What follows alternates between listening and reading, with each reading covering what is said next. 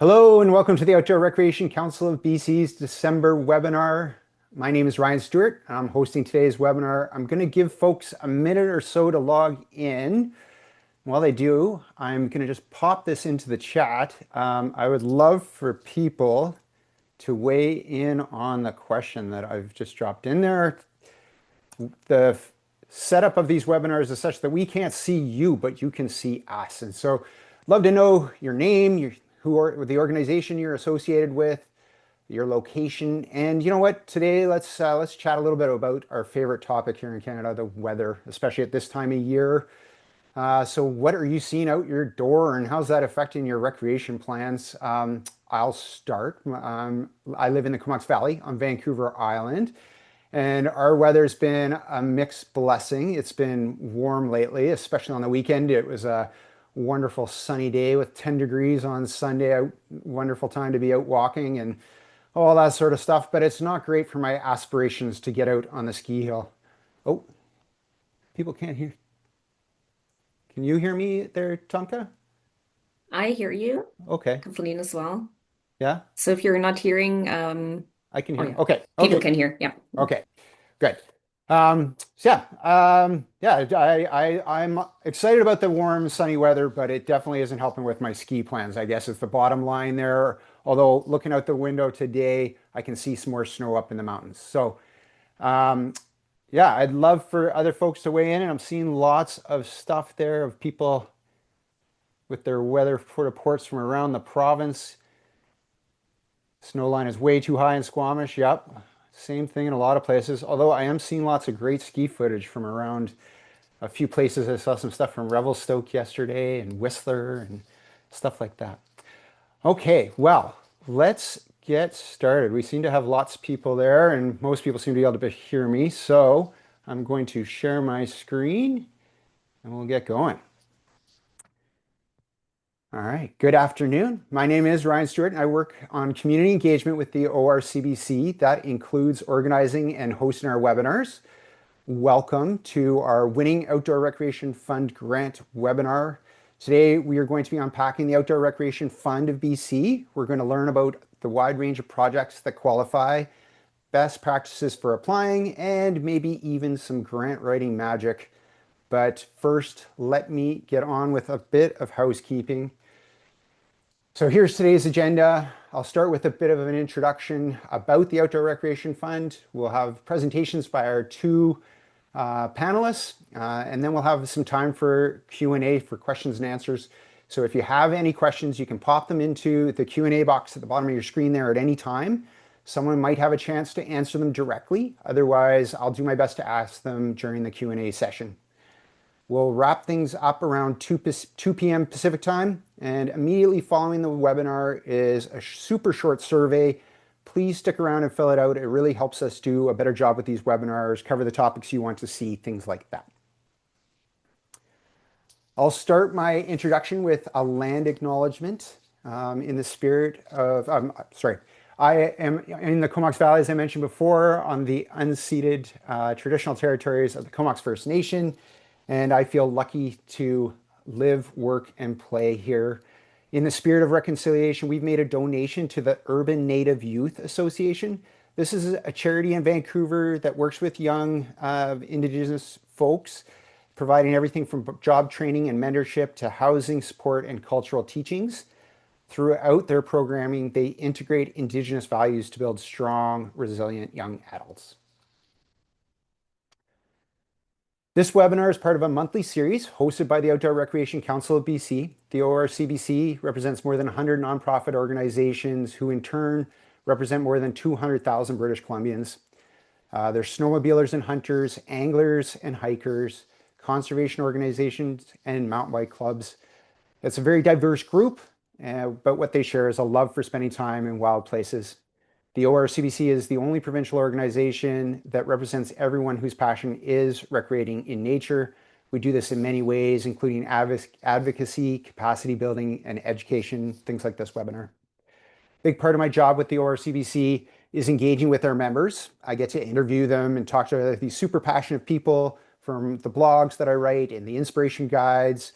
I've talked to many of them about the ORCBC's 50th anniversary conference coming up in May in Kamloops, about what they'd like to see for the programming, how we can help them overcome their challenges, and what we can learn from their successes.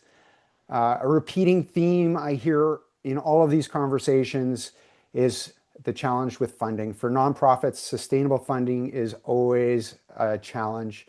But we do have some success in this regard, particularly the Outdoor Recreation Fund of BC. The ORCBC came up with this idea in 2020. This was the heart of the pandemic lockdown, and everybody was outside. The outdoor recreation was booming. Volunteer groups, the ones that are largely responsible for building and maintaining this recreational infrastructure across the province, they were struggling to keep up with the demand, especially the maintaining everything. At the time, the ORCBC was working with the Provincial Trails Advisory Body, which was providing advice to the province on things like recreation. And they recognized that there was a need for sustainable and reliable funding. Together, the ORCBC and the Trails Advisory Body took the idea to the province. It took a while, but in 2013 or 2023 rather, the government provided a $10 million endowment to establish the Outdoor Recreation Fund of BC.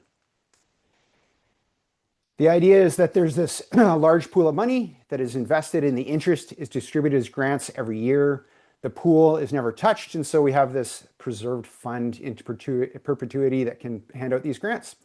The ORCBC oversees the granting. The first intake was in 2024, and we just opened our third grant cycle. The grants are typically in the $2,000 to $10,000 range. So here's some statistics of some of the things that the grant has achieved in just 2 years. 263 kilometers of trail built, more than 560 volunteers who put in 15,000 hours, which I think is one of the key pieces of why this grant is just so powerful. You know, you think about the way that workload is leveraged and what you can accomplish when you're using volunteer labor with the money that the grant provides. There's been 20,000 kilometers of land and water that's been cleaned up or invasive species been removed and things like that. And we've educated and trained more than 100,000 people. This year, the fund will distribute another $300,000, so we're going to have an even bigger impact. The fund can be used for a lot of different things. Here are a few examples. So on the right there is the Hunters Range Snowmobile Association's cabin, and the grant helped with some repairs that were needed on the building.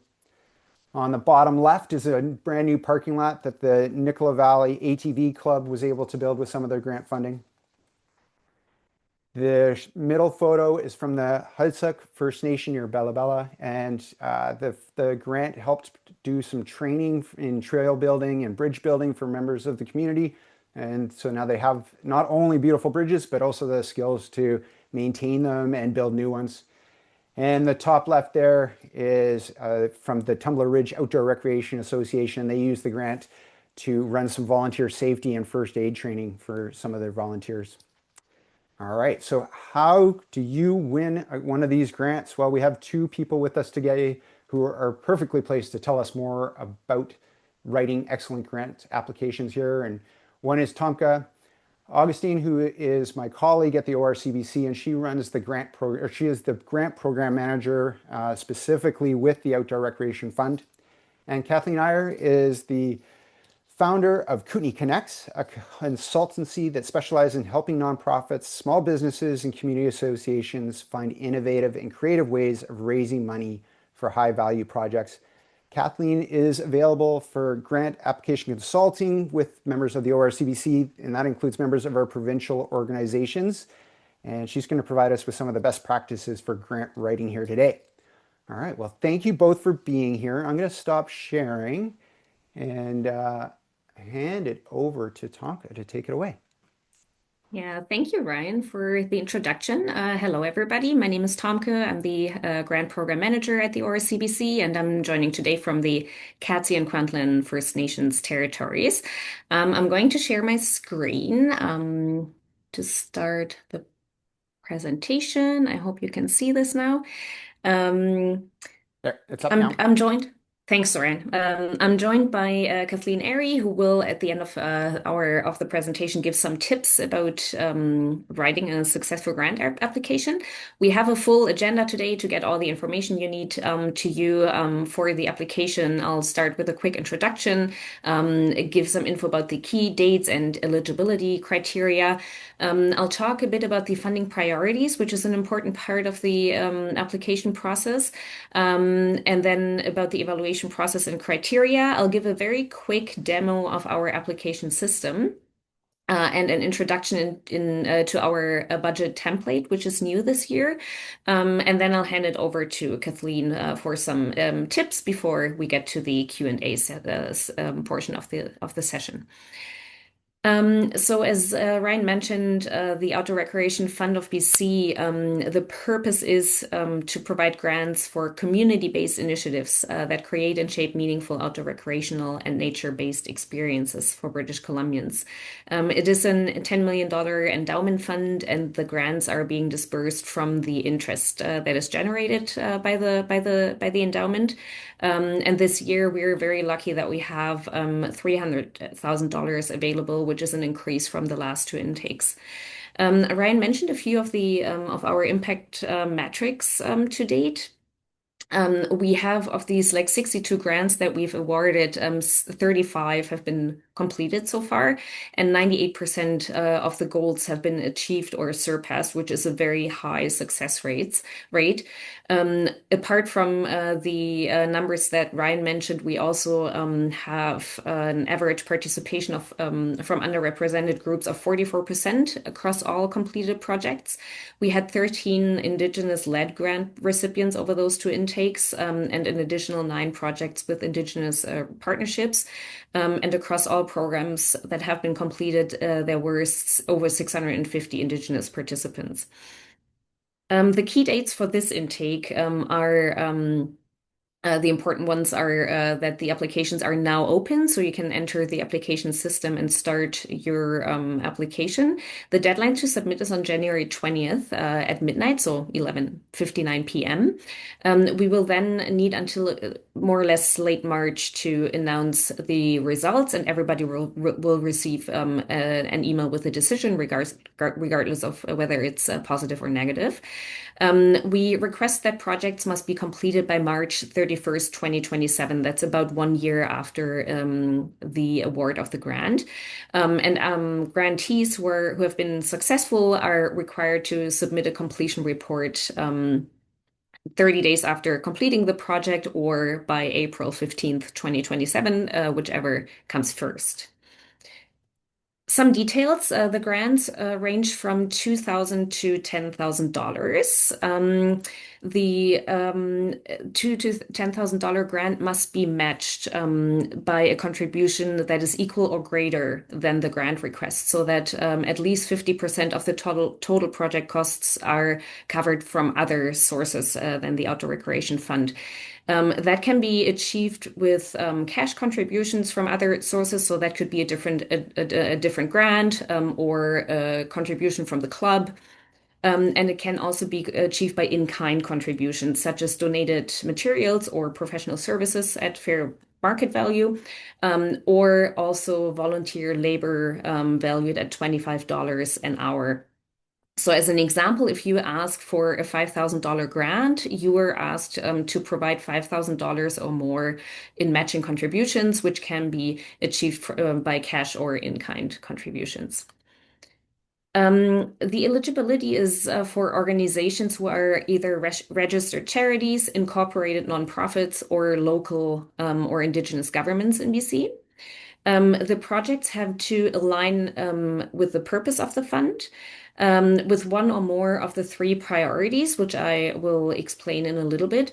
Projects have to be ready to go. So that means that any required authorizations have to be in place before applying. Projects have to take place in British Columbia and in natural settings. Those natural settings exclude highly cultivated areas such as skate parks or tennis courts or things like that. Applicants are required to adhere to all local, provincial, and federal regulations. And if your organization has received a grant in the past, you either have to submit your completion report before applying, or if you haven't completed the project yet, an interim report through the grant system as well. I'll give a few examples of eligible and ineligible activities and costs. So, eligible activities are trail enhancement or maintenance, things like education and awareness initiatives, habitat restoration projects in recreation areas, or accessibility improvements for diverse user groups. Um, a few examples of activities and expenses that are ineligible are activities, as I've mentioned, in highly cultivated recreation areas, projects occurring on private land with no public access, and building of new trails. We allow enhancement of existing trails or connection, like connector trails that connect to previously disconnected trails, but no entirely new trails. We have a few more additional examples in the application guide, which you can find on our website. Coming to the funding priorities, the fund has three funding priorities. That is outdoor enhancement, stewardship and education, and inclusive participation. The first funding priority, outdoor enhancement, is to support the community groups who enhance and maintain trails, signage, and other outdoor recreation infrastructure. So examples could be activities to help maintain or enhance outdoor spaces such as trails, campsites, boat launches, climbing cracks, etc. And the important part for this funding priority is that the project must deliver a physical result, such as resurfing, grooming, or signage, for example. An example project from our intake from early this year is Halsuk Tribal Council, where we saw another photo earlier in Ryan's presentation. They constructed two major bridges and improved drainage on the Cedar Trail, which now allows users to walk a full loop around Martin's Lake. In their territories in all seasons. Previously, there was too much flooding, so this is a great enhancement. They managed to maintain 2 kilometers of trails over the project length with and logged over 200 volunteer hours. The second priority is stewardship and education. This priority is to foster responsible use of the outdoors through education and stewardship initiatives that minimize the environmental, cultural, and safety impacts of outdoor adventuring. Some examples are interpretive signage, educational programs, volunteer training, safety enhancements, cultural education, and environmental preservation of recreation areas.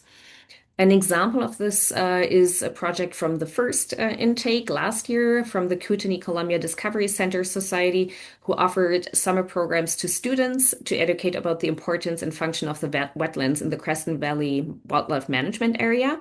And over the course of the summer, over 3,000 children participated with very impressive results and a lot of fun. And the third priority is inclusive participation. This priority is to cultivate accessible, inclusive, and diverse outdoor recreation opportunities by encouraging participation in outdoor recreation for underrepresented groups. Underrepresented groups can be groups like women, gender diverse people, Black, Indigenous, people of color, persons with disabilities, or members of the LGBTQ plus communities, and newcomers and others. Some examples are accessibility projects or equipment, programs, workshops, or skill building, and community engagement and creation events or programs. An example of that is the Rock On Collective, which I think is a participant today. Hello. Great project you had there this year. They offered a rock climbing mentorship for women and gender diverse people with a focus on community building, skill development, and Indigenous informed land stewardship. They could pair 24 climbers with 17 mentors, and the grant from the Outdoor Recreation Fund subsidized a sliding scale registration fees, which allowed 10 participants to join for as low as $0 to $10. So coming to the evaluation process. So after the application system closes on January 20th, all applications will first be reviewed for eligibility. And those applications who pass this stage are going to be evaluated by a minimum of two evaluators. So each application has two evaluators. We strive for three, but we guarantee two. Based on they will score all applications based on a set scoring scheme. And based on that, we can calculate an average score and create a ranking, which then serves as a basis for the Outdoor Recreation Fund Committee to recommend projects for funding. As in the last step, the final decision to approve applications will be done by the board of directors of the ORCBC. I will go through the evaluation criteria here, which is an important part when preparing the application to ensure that the information you give in the application question responses give the information for evaluators to score these criteria. The first criterion is project impact. So we will look for alignment with the selected priorities. And the goals of the fund. You can select between one and three of the priorities that I just mentioned, and the benefits of the expected outcomes of the projects to British Columbians who participate in outdoor recreation. Second criterion is the project plan and budget. So we will look for like reason if whether the project activities are reasonable, whether the budget is clear and reasonable, as well as whether volunteer contributions are leveraged effectively and reasonably. Third criterion is organizational capacity. So the evaluators will look whether the organization who has applied is well positioned to execute this specific project, as well as look for community engagement and collaborations. And the fourth criterion is reconciliation. So non-Indigenous-led organizations will be scored on their efforts to build relationships with Indigenous communities, which can be both in the past and then plans for future steps for reconciliation. I will go very briefly through our application system. So when you go on I think you should see that now, right?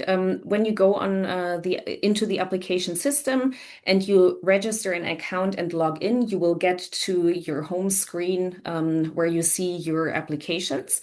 Then you can always start the application, save your progress, and come back at a later time by clicking on the continue button. That will lead you to the application form. So these tasks here will walk you through all of the questions that you're required to respond to as part of the application. When you start the application, these little dots here will be gray. Once you've started editing them, they will be half green. And once you've completed them and marked them as completed, they will have the green check mark here. You will, for each of the applications, once you have filled in all the information, you're required to click on mark as complete at the bottom here. This will then lead to this green check mark. If you ever think about anything you want to edit or change, you can click on the three dots, click on edit, and that will open the task again so that you can make further adjustments. In the end, you mark as complete again. So that in the end you have all the required application tasks with your green check mark. You can add other members of your organization or a grant writer or a different person to the application so that multiple people can work on the application form. In order to do that, you go on Manage Organization, on Members, and then you can add a member.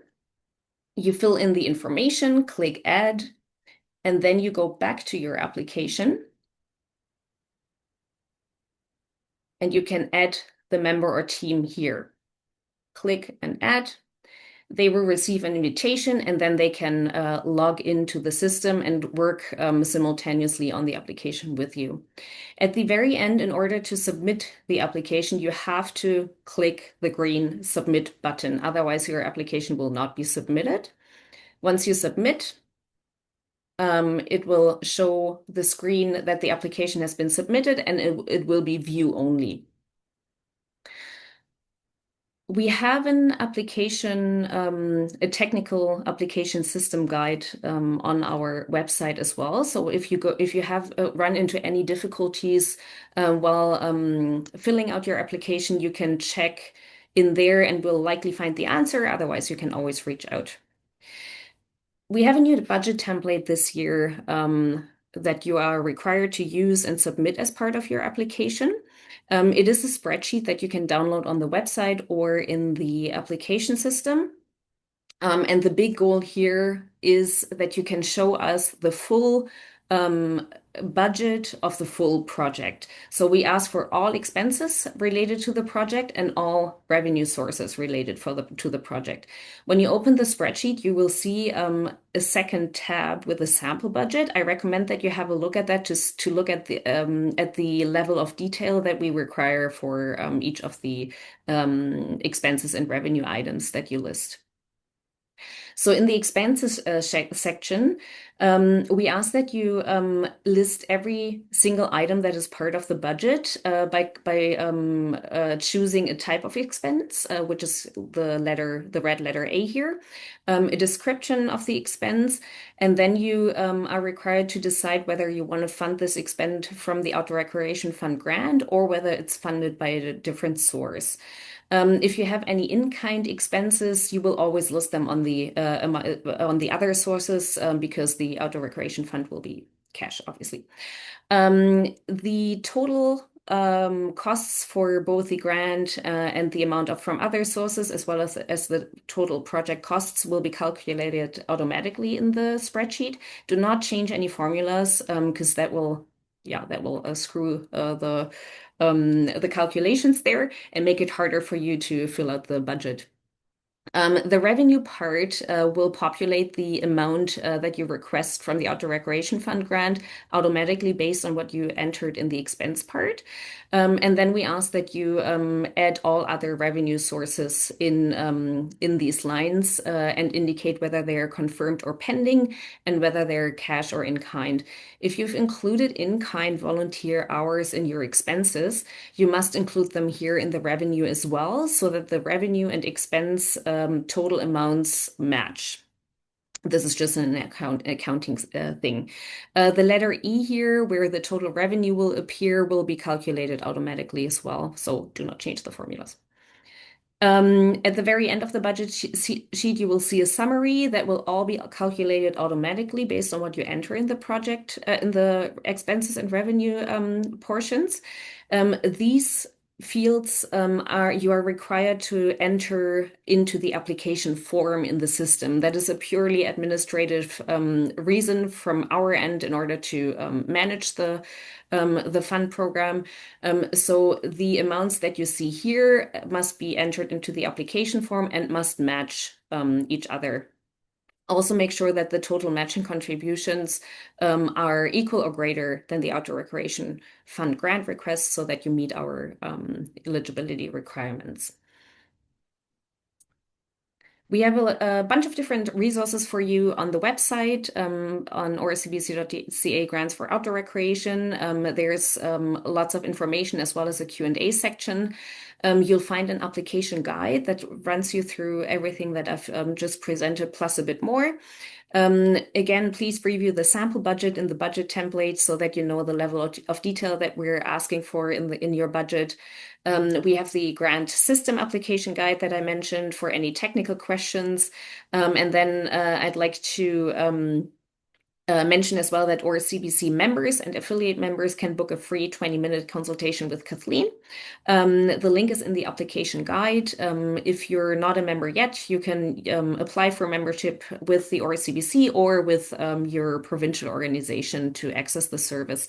The spots are limited, so if you're interested in consultation, I encourage you to book the spots soon.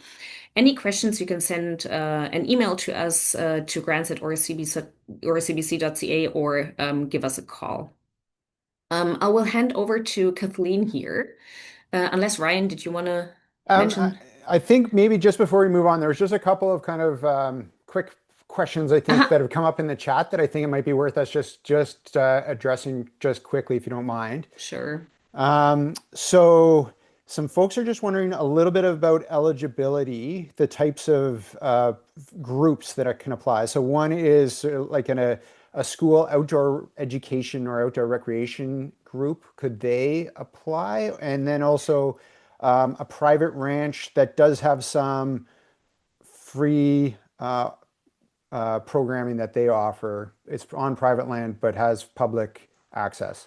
So they may be too specific. If they are, then maybe we'll just Right. Oh, tell no. them to get in touch directly. But if you can weigh a little bit on that. Sure, and also for the groups, if it's an outdoor recreation group, the important thing is that you're an incorporated nonprofit or a registered charity. This is really a CRA requirement for us to have qualified donors to give money to. We cannot donate money to individuals, and if you're not an incorporated nonprofit or a registered charity, we would give the funding to individuals, which we're not allowed to. So that is the requirement there. If you're not, you can always see if you can partner with another organization that's incorporated. And the other thing, if there is a project on private land, but it's open to the public, that's eligible. If it's not open to the public, it's not eligible. Okay. And the not selected proposals, when you let them know that they haven't been selected, do you give them some feedback on why they weren't selected? Like if it's eligibility or if it was the evaluation criteria or anything like that, or is that more beyond what you're able to do with 200 odd Yeah. proposals? Yeah, so we, at the time of sending the results, we're not giving feedback. We're also not giving feedback at which stage that application didn't move forward. But you can afterwards reach out to grants at or cbc.ca and we will provide feedback then to allow you to improve your application for the next intake. Okay.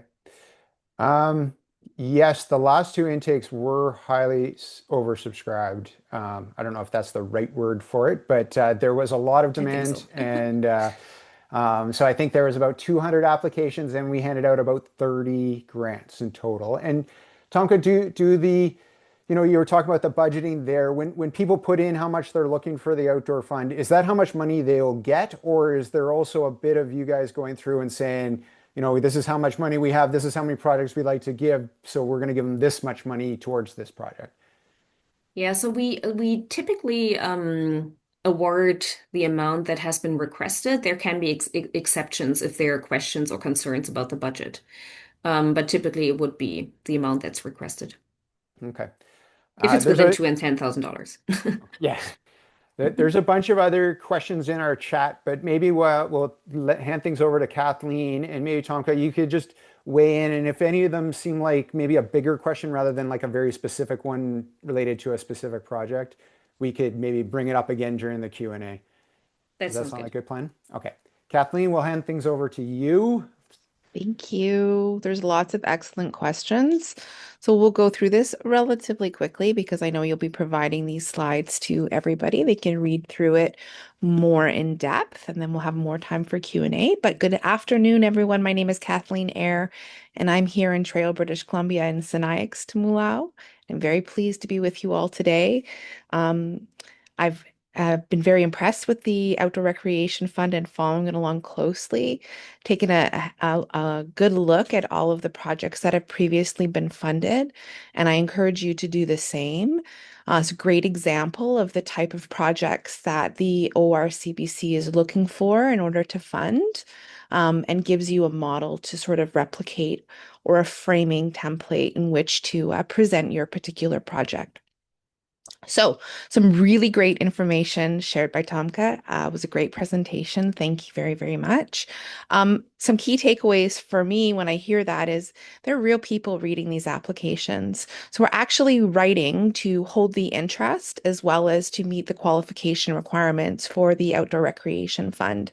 And the number one thing that people are looking for in any grant you ever going to write is alignment. And that again is also a CRA directive. So when you have charitable status and you are giving out out money to qualified donees, it must be as an extension of your mission. So those priorities that were picked by the ORCBC, outdoor enhancement, stewardship, and education, and inclusive participation, they've identified those as an extension of their mission.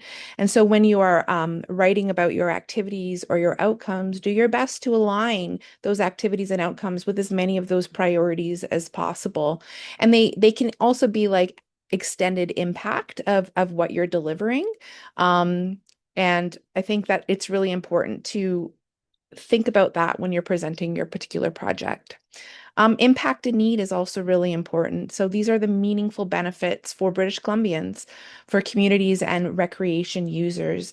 When Tomka pulled up that slide and had all of those beautiful metrics, the more that we can present the information that we're sharing in terms of the number of people that will benefit, the number of people involved in the project, the numbers of kilometers of impact on particular trails, these things give tangible things for evaluators to latch onto in your application, and they provide stronger evidence of community need and what you'll be measuring your project against. So as Tomka mentioned as well, the ORC is looking for project readiness. Now, when it's applicable, it's shovel-ready projects that already have the permits and authorizations in place. Now, this is mostly for outdoor enhancement. It is your responsibility to know if any of those authorizations are required. And as you could see when we took a look at the template there, there's a place to upload that information. So you'll want those confirmed approvals with the realistic work plans, identifying the responsible parties, and ensuring that you can actually meet the completion deadline of March 31st, 2027. So another important thing that funders are looking for in a quality application is evidence of collaboration. So that collaboration could be with other nonprofits in your community, but it could also be how your organization is interacting with land managers or Indigenous nations within your community and or local groups. All of these things go to speak to the reputation and capacity of an organization. Ways to demonstrate this is either just by mentioning them in your paragraph responses, but an even stronger way is to have letters of support. So this just reaching out to people in your community and saying, we are planning to submit to the Outdoor Recreation Fund. This is an overview of our project. And you can even ensure a more rapid turnaround by providing a short template of what you want that letter of support to look like. But attaching those to your application are really great ways to show examples of collaboration and relationship building, which really enhance how your organization is seen at the time of evaluation. So a really critical piece of any funding application is the quality of your budget. I often recommend to people that you start with the budget first. Why? Because it often drives our activities, right? How much money, where we want to spend it, tells us how many people we need, how many people we have, what we're going to be doing, and likely when we're going to need that money. So what our timelines are going to be for the delivery of these activities. That relationship between your budget and your narrative, which is how you're responding to those questions, is so critical. Sometimes we see people in an organization where one person does the budget and one person does the grant. And when you're sitting on the side of the evaluator and you're reading this and it's disharmonious, that can cause flags. One of the things we really want to do in terms of storytelling from a grant writing perspective is to keep the evaluator who is reading our application in the text. Any opportunity provided to pull them out is an opportunity to think, that didn't sound right, or something didn't feel right about that, or that doesn't look right. So we want to make sure that that budget and that narrative are really well aligned and respect the eligibility guidelines that are provided, right? We have proper matching contributions. Our descriptions are clear. They make sense in terms of how we got to the numbers. And we have valued our in-kind properly, right? So these are volunteers at $25 an hour. And when you're going to save that budget document, make sure that you've got, the name of your organization in your file. Keep that really clear and tight, and make sure that the numbers align from your application document on SurveyMonkey and also on your budget spreadsheet that you create. So, organizational capacity, this is something that is going to give the confidence to the evaluators that your organization has the capacity to deliver the project both responsibly but also safely. So, any examples you can provide of your track record for successful past projects, they don't have to necessarily be funded projects, but these are endeavors that your organization has undertaken and successfully completed with a start and a finish time. Um, the volunteer structure. So, this is giving some semblance of governance structure to your organization that you have these policies or procedures in place to ensure accountability within your organization and that you've got strong operational and safety practices. The next thing would be stewardship and inclusion. Now, even though stewardship itself is, one of the funding priorities, outdoor recreation organizations often lead with a mission of stewardship, regardless of whatever activity they are undertaking in the outdoors. So, ways that you can demonstrate this is by highlighting how your organization practices responsible outdoor use, environmental care, and inclusive access. Could be a spectrum of age demographics that are included within the community. Economic inclusion is another one that we can consider. So you have an opportunity not only to talk about your organization, but also the project itself in terms of how it supports stewardship principles and expands participation for underrepresented groups. So for example, let's say that you are picking priority number one, outdoor enhancement. You can also demonstrate alignment with those other priorities, stewardship and inclusive participation, by talking about your organization from that lens in terms of what principles it practices towards outdoor care and inclusivity. So the last one's really critical, and this is the overall clarity. Again, real people are reading these, so we want an easy to understand rationale and narrative. Oftentimes, I will plot out my responses to an application so that I am not repeating myself in any answer. I'm maximizing any opportunity I have to give context, history, and examples of how my organization is the optimal delivery agent for the grant, right? So that extension of mission. So, what they are looking for is concise answers, consistent language, right? We want those clean attachments, so well labeled letters of support. We want that well labeled budget with the organization name on it. And we want to ensure to the best of our ability that we limit spelling and punctuation issues again, because it eases the flow of reading. And we want to ensure that we're keeping that evaluator tight into our narrative, following our story, and seeing us as the ideal delivery vehicle for the Outdoor Recreation Fund. So, on that note, I would encourage all of you to go and look at those past funded projects and also the guidelines that Tomka's prepared for everybody. There's lots of resources in there, including an extended tips and tricks on preparing your funding applications. And again, if you are an ORC member or an associate member, please reach out to me. I'd be happy to talk about your application with you. And if you're not an ORCBC member, I encourage you to take a look at the process for registering. They offer tremendous benefits to all of their members at a very affordable price. So I'm very pleased to be here today. Thanks so much. Thank you, Kathleen. That was a lot of information. And I see there's a ton of questions coming in there for Tomka as well. Some great stuff there. I love that idea of making it readable. Like you said, these are real people. This is so that keeping them engaged, even though this might be could be a bit of a dry topic if you're not. It could be. So when you talk about that narrative idea, like. Can you like how much of a storytelling element is there, or is it just more that like you were sort of saying at the end there, that can kind of concise and connecting with the mission and things like that? Well, grant writing is really just a form of storytelling, right? So the idea of a narrative is that we are communicating a compelling story to someone who's actually reading it, and they're using that information to complete a matrix and evaluate the responses against some set criteria.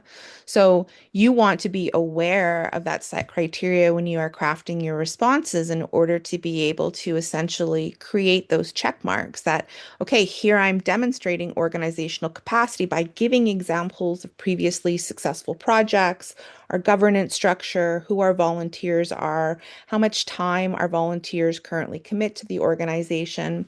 And then you're using the different questions in order to provide those check marks, right? Because you've got your evaluation criteria on one hand, and Tomka did a great job of bringing up that slide where it talked about, priorities, budget, and all of the things they're looking at when they're measuring. Well, those are different from the questions. So you kind of want to map those priorities and evaluation criteria to the questions to make sure that you're checking those boxes throughout your application. Yeah. It definitely is. There's a storytelling of weaving the different bits and pieces all together into something that, like you said, is nice and compelling. Tomka, are there any questions that you've seen on the side there that you want to address kind of publicly rather than written out? I think I have responded to all of them. If I missed any, let me know. Yeah. Um, but like most of the questions are for specific projects, and I encourage you to just like to review our past recipients as well. You can find them on the website. I'll put the link um, in the chat here as well, because that gives you a good idea. Like some of the questions here in the chat for specific projects are projects that we exactly have funded in the past. So it is a wide range. We are very open to, all kinds of projects for as long as they fall into the outdoor enhancement and or stewardship and education or inclusive participation priority. Yeah. I just see this one here. This is an interesting question. Are Oh yeah. previously funded organizations more or less likely to receive funding? Do you consider that if they've gotten funding last year, are they sort of lower on that list? Do you penalize them at all? No, this is a great question. We do not consider that in the evaluations at all. So you're in the same pool of candidates, you have the same chances of receiving funding. Okay. And this is really in response to, helping organizations access multi-year funding, because that is hard to come by. hmm and during registration, we had someone from the Nelson Nordic Ski Club wondering if their proposal, it was turned down last year, should they resubmit it? And maybe put another way, what should a group do before they repropose the same proposal? Yeah, it's also a great question, because I must say that because the grant program is so oversubscribed, as you mentioned it, so we were only able to fund 15% of all applications in the last two intakes each. There are many, many great projects that are high quality, but really just didn't make it to the threshold, which doesn't make them ineligible or not good, but really it's a result of the competitive process. So you can certainly submit the application again. I encourage you to reach out to me and ask for feedback so that you have a bit of an idea where there might be room for improvement. But yeah, just because you weren't funded in the past doesn't mean that the project isn't good. Yeah. I have a comment there on that one as well, Tomka. When we think about the types of projects that are submitted, right? The one that was in Creston where we had the 3,000 students coming in and experiencing the outdoor, that's kind of a unique project. Those aren't going on in every location. But for example, like let's say signage projects, those are really important, right? But when you have received 35 or 40 signage projects, the question becomes how do you evaluate and rank those, right? In terms of them having many identical features in the application itself. And so you have to start thinking about how do I frame and present my project in a way that it stands out? And how can we get similar projects to stand out through increased collaboration and extended impact, right? So let's say, for example, you're going to collaborate with another local nonprofit who's going to bring a youth contingency. And it's actually the youth contingency who's coming in to do the installation of the signages. We have to think of how to differentiate ourselves from other like project submissions in order to strengthen applications in some instances. That's a really good point. Like the finding what makes us special. And if it isn't, if you don't have that special, like you were saying, sort of really meeting some higher level, like how can you create those partnerships and collaborations to elevate it to something that is special? Hmm. Yeah. Um, when it comes to the budgeting and timelines and things like that, are there any pitfalls that you see people fall in when it comes to that sort of aspect of it? Either one of you, Kathleen, maybe? Well, I was going to ask Tomka. Tomka, what have you experienced thus far? I mean, from a writing perspective, it's scope creep or people over promising. The project goes beyond like that March 31st deadline. It's not feasible to finish everything, especially when we're working with contractors or we're waiting for supplies.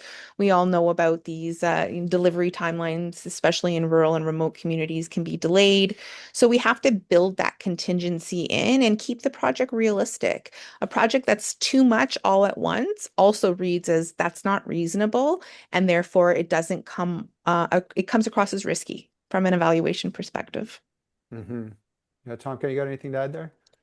Yeah, I want to add there that the consistency between the project description and the responses and the budget is very important.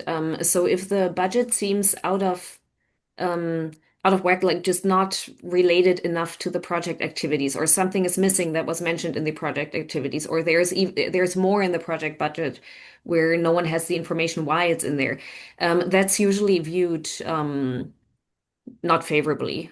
So the consistency between, like, among and between all of the application responses is really important so that the whole project makes sense. And then also that, well, both the activities and budget items are reasonable, not like too high amounts or too little amounts so that it seems like unrealistic. That's very important as well. So the folks reading the applications, kind of evaluating them, they have the experience to draw on to know, kind of compare to who the group is and their background and experience and say, okay, does this make sense that they have that capacity to do this? Or I've seen these sort of problems, and this doesn't seem like it, like that there is that kind of depth of knowledge there with the evaluating committee.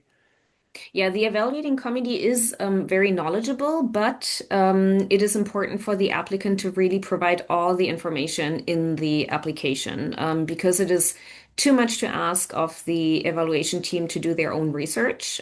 So we have all the questions in the application form that we need, for which we need the information. So each of these questions really needs to be answered thoroughly. Um, Using the word count that we recommend and like providing the information for the evaluators and us in the committee to get really a good sense and transparency on the full project. I see a question in the chat there about geographic distribution, and is that a factor? And maybe you could sort of touch on, do you also look for like a diversity of types of projects? Like, is that part of the criteria that you're using when you're evaluating, 200 proposals? Yeah, so we're lucky that we get so many applications that this is organically. We do track geographic distribution. We haven't gotten to a point where we had to kind of like manually adjust things. So this is more a tracking point than an evaluation point. Okay. Mhm.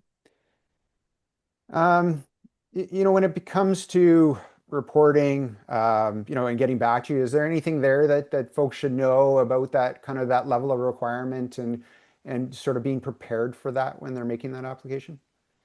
Yeah, so At the time of approval, the applicants will receive 90% of the grant amount, and then we keep the remaining 10% for after we have received the completion report.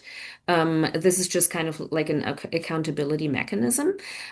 So the completion report, we try to make it as easy and, intuitive as possible.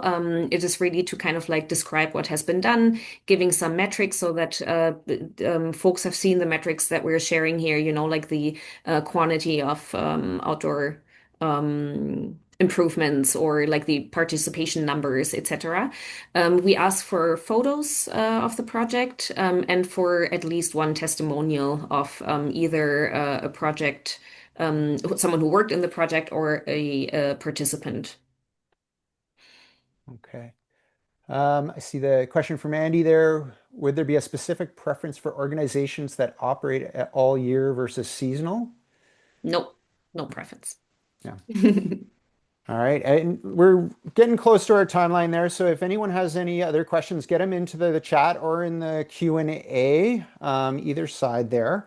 Um, once a project has been funded, what happens then? What are the next steps, and how do people make sure that they kind of stay on track there? Yeah, that's a great question. So once we send out the approvals, we will ask the organizations and especially the primary person that was added in the application to sign a grant agreement. This is then the responsibility of the organization to only sign when they can be sure that they really will do and be able to do the project so that all funding, that might have been pending, that they're confident enough to receive it to move ahead with the project. And then it's up to the grant recipient to follow through on the project, and then ultimately at the end submit the completion report. You will sometimes see, if you follow us on social media, you will see some updates that we post from completed projects. That is what we take from the completion report, so that we can celebrate the achievements and like put the groups out there and show what incredible work they've done. Nice. Kathleen, one of the things that you mentioned earlier was that idea of trying to align your narrative with, the priorities of the grant. I could see there being an incentive there to sort of make that work. Can you talk a little bit about that, like that careful balancing act between sort of, creating a narrative to fit the requirements versus what you're actually doing and how to sort of manage that? Do you know what I mean? Yeah, for sure. So, let's say you're doing an outdoor enhancement project.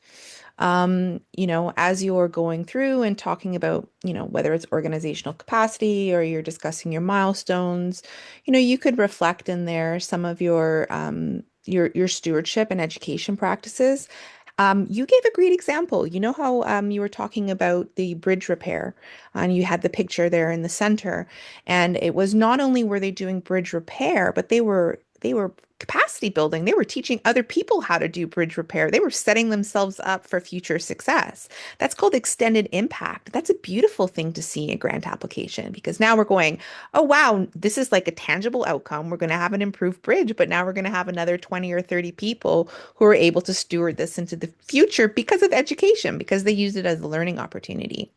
Um, and perhaps too, you could find elements where you're talking about inclusivity. This could be like, the other example that Tomka shared with the participants here on the call today, where they were able to use the fund to provide scale for access to the programming, right? So the programming is inclusivity based, and here we go. We've got examples where we're reducing cost barriers to participation is another example, or whether or not creating the bridges and improving safety on a trail, etc., allows for people to use it who have perhaps mobility issues, or allows youth and toddlers to experiencing it because it's not dangerous anymore. Those are the kind of things that we can word subtly into our application. It's not necessarily about meeting multiple priorities, it's about painting the full picture of what we're doing. You really want to get a sense when you finish reading an application of, oh, this is a great organization. They're going to do a really cool project. They've already been doing great stuff. And then it gets those check marks, right? Yeah. Yeah. Tomka, would you add anything there? What I would add is just to highlight again that this is a fund for outdoor recreation. We every year we receive applications that are great projects to, like restoration, environmental stewardship, but they're not related to outdoor recreation. And this is ineligible for, it doesn't align with the purpose of the fund. So these applications are deemed ineligible in the first stage.